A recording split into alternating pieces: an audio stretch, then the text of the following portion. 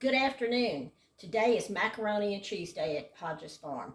I don't think I've ever heard anybody say they don't like macaroni and cheese. I like any macaroni and cheese. Probably I would even eat Kraft dinner, but don't tell anybody that. I just boiled. These are large elbows. You can use the small ones if you want. I just boiled those in salted water. Here they are, ready to go. I'm going to add a whole stick of butter. This is just the way I do it. It's not the only way to do it, obviously. Okay, we got that going. I'm going to put about, this is American and Cheddar that I grated myself. I'm going to put about a little over a cup in here. And I'm going to get this to melting together. When I was a child, my mother said that I used to love Ronies. And she said I'd go like this, more Ronies, more Ronies. Well, more Ronies, more Ronies. I'm still loving them. I'm going to keep this going here. I'm going to put some salt. Actually, the salt is up to you. You need some. And here's the pepper, because cheese is salty. Another little thing I like to add, and this is probably not good for you, but it's butter. It's a butter flavoring. And I usually add about, a tablespoon or two. I add it to anything I have butter in. So here we have this all melting up here good. This is one of the things everybody loves to come here and eat. And I don't know how I figured out how to make it this way. I don't make it real fancy like some people with cream cheese and everything. So I'm going to try to measure the milk. I'm going to put, to start with, okay, I put a cup in there. Okay. Okay, I'm going to add a little bit more of this cheese. So I'm going to say maybe 2 cups all together, and that's a mixture of American and Cheddar. And you can buy American in blocks and grate it yourself. American is the good cheese that you put on hamburgers and sandwiches, because I've had people ask me what American cheese was, but that's what it is.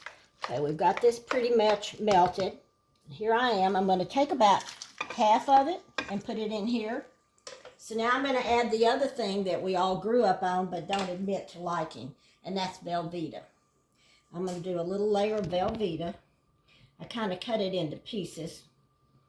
Going to have a nice little layer in here, because that'll melt up nice and sweet and gooey. Okay, now we're going to put the rest in. It's going to be a big bowl.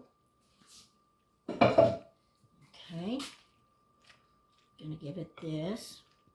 I want to kind of smooth it out. Okay. Now some more of that good old Velveeta that we all love, but don't admit to loving. When we were kids, this was really all we had. We had a little slicer, and if we wanted a slice of cheese, we used the slicer to make us one. Okay. I've got it here, so let's use all this. This is about 1/4 of a 2-pound loaf of Velveeta. So now I'm going to take the rest of this cheddar. You could use Colby Jack. You could use, I use mild cheddar. I don't like it, but if you like a real cheddar-y flavor, use the cheddar. The sharp cheddar. Okay.